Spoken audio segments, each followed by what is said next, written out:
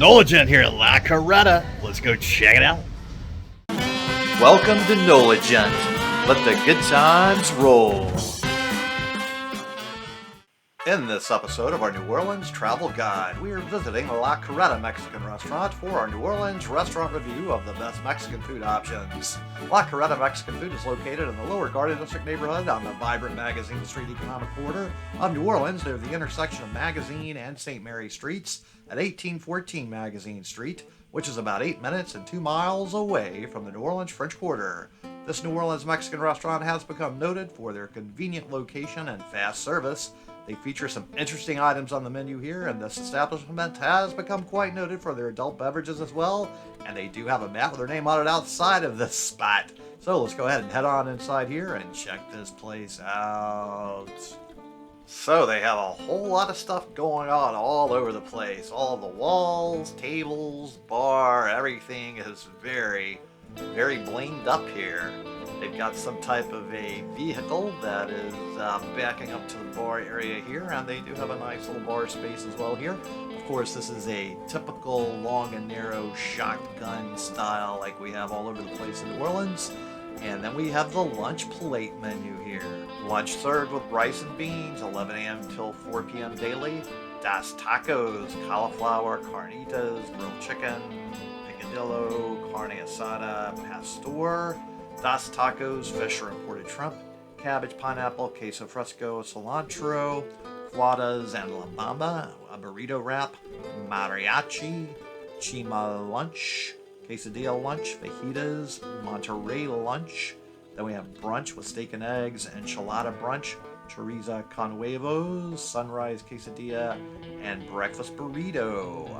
Then we have desserts with churros, homemade Mexican flan, sopapillas, Mexican blondie, tortas, torta cubana, torta al pastor, torta de chorizo con huevos. Next we have starters with queso and chorizo, guacamole, ceviche, carnitas, nachos, elotes, Cajun shrimp, uptown quesadilla, plato fuerte, Monterey dinner, polo loco, carnita bowl, soups, tortilla soup, frijoles, charros, salads, taco salad with a tortilla bowl, picadillo, lettuce, cheese, sour cream, guacamole, pico, avocado salad, spinach, romaine, cucumbers, avocado, tomatoes, sesame seeds, and protein, grilled chicken, shrimp, steak, or fish. Then we have Das Tacos with cauliflower, carnitas, grilled chicken, picadillo, birria, carne asada, pastor, imported shrimp, and redfish.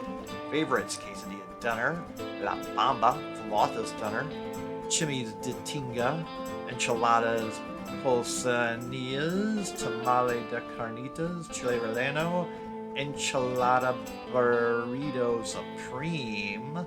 Then we have fajitas with veggie, chicken, steak, imported shrimp, trio fajitas, or carne asada. And then a la carte, we have rice or beans, flauta, enchiladas, quesadilla, fish taco, steak taco, picadillo taco, chimichanga, burrito con queso. Then we have seasonal bites with gator al pastor, chilaquiles bowl, breakfast bowl, costillas, and fiesta time, daily 3 p.m. till 6 p.m. Select draft, small margarita, citrus, and swirl specials.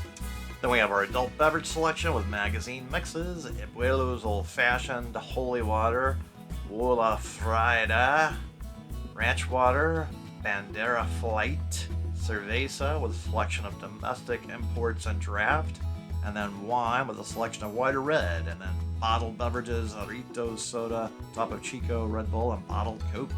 Then we have margaritas with citrus, swirl, Carreta fresh handcrafted, supreme or skinny with various flavors, Mexican disaster, champagne disaster, a selection of mojitos, then your selection of tequilas under Silva, Rosado, and Añejo. Fiesta to go, can mezcaleritas, and build your own beer.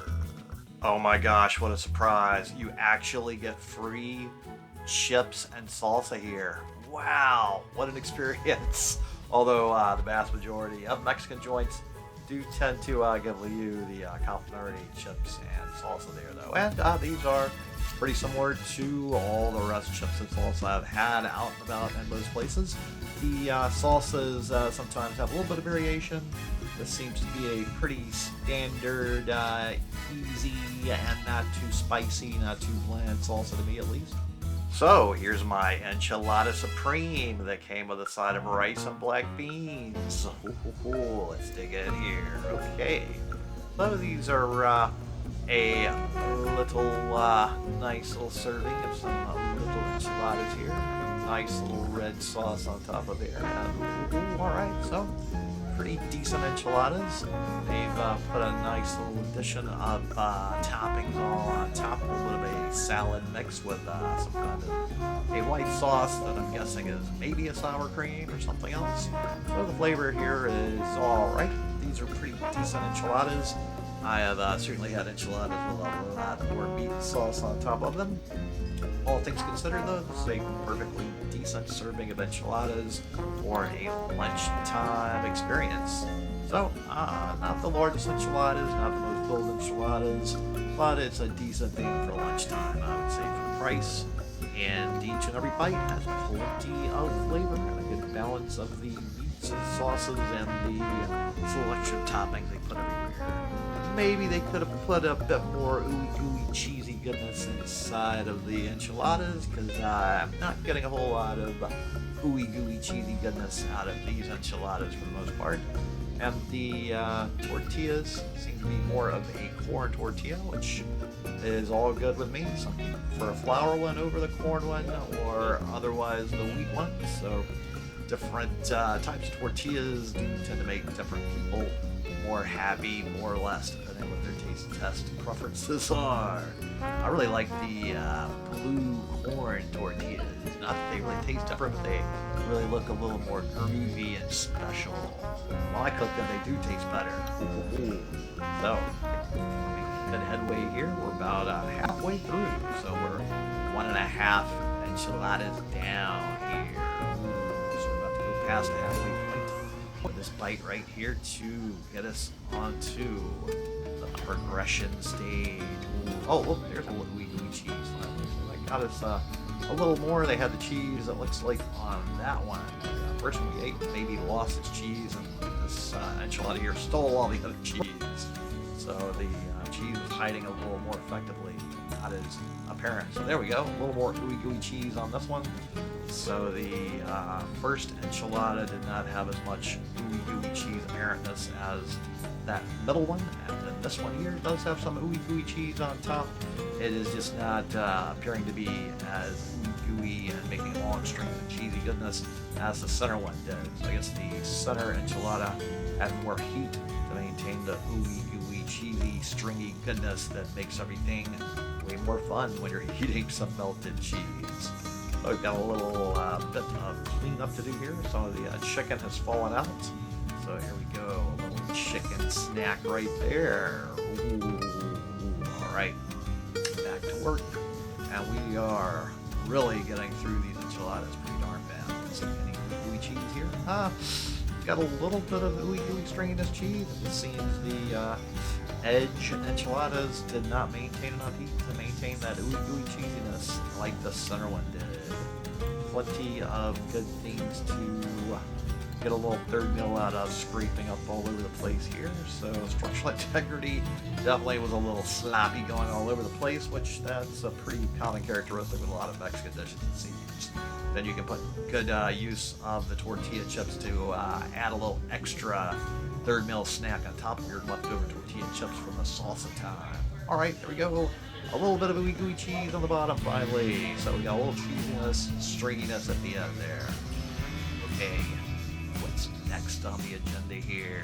Ooh, got some of this little lovely melty cheese on top of the black beans. We'll mix up with this rice, and let's see what kind of action. Let's see how this goes together. There's the rice and beans and rice. That's so common in so many places. And there we go. So perfectly decent tasting black beans improved by the ooey gooey cheese. And ooh, there we go. Making a lot of quick work. of all that rice and beans. And now, just like I totally destroyed this plate of food, go ahead and destroy that subscribe button. Give this video a thumbs up. Comment below, let me know what you thought about these enchiladas. And while you're down there, make sure you check out the link to my Patreon account, as I do work for tips, and I appreciate any help with that. So, we're not done yet. I also got an a la carte Mexican taco with steak. Ooh, yeah. We're going to add a little sauce in here to bling it up and make it even better. And then it's got a little sauce that came with it here. Ooh, nice green stuff. Ooh, and then we're going to put a little of this lime juice on here. Ooh, wait. Okay. A little disaster, dropped it, but we can still get the lime juice on there to totally get it all saucy, blinged up all the way. Okay, so I usually make pretty big messes with tacos. This is a tiny little taco, stuffed really full. Let's see how it goes. Here's the first bite. So far, structural integrity seems to be doing okay. A few little bits and pieces are falling out as expected, and the taste is good. It's a little chewier side steak. Still pretty good flavor all the way around. And ooh, another bite. Structural integrity is holding up better than I thought it would. And okay, so again, a nice little flavor, and we maybe have one bite left. So a very quick, little easy snack here at the end of the meal for a little coup de grace to my lunchtime adventure here. So here we go with the last bite, and ooh, there we go. That taco went down very easily and effortlessly, and then we have some third meal snack pieces of steak here. Ooh, there we go. A nice little steak bite there. A little more here, so we're getting a little bit of this third meal little feast going to make sure we polish it all off quite nicely. And one little piece left. A little sad to see it all go. I could probably eat 3 or 4 more of those. So now, just like I totally destroyed this taco, go ahead and destroy that subscribe button. Give this video a thumbs up. Comment below and let me know what you thought about this taco. And while you're down there, make sure you check out the link to my Patreon account, as I do work for tips, and I appreciate any help with that. So the bill arrived, and the total before tip was $24.46, which, a little more on the expensive side for plain Jane Mexican food. A lot of other places I might prefer going to for that price point. This is a Mexican joint that's okay. I like a lot of other ones better, and this place seems to not be the place I end up with a lot of my friends. We seem to go to other Mexican joints, but it's an okay joint. So, thanks so much to everybody at La Carreta, and thanks so much to all of you out there for tuning into the Nolegent channel, especially to my Patreons. Now, if you would so kindly, go ahead and share this video with any of your friends or contacts that would enjoy it, as it really would help me with that YouTube algorithm.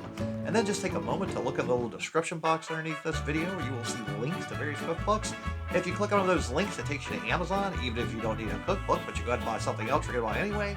For many of those products and services, I still get a little tiny commission, and that really helps this channel. And then tune in next time for more good food, good times, and good people.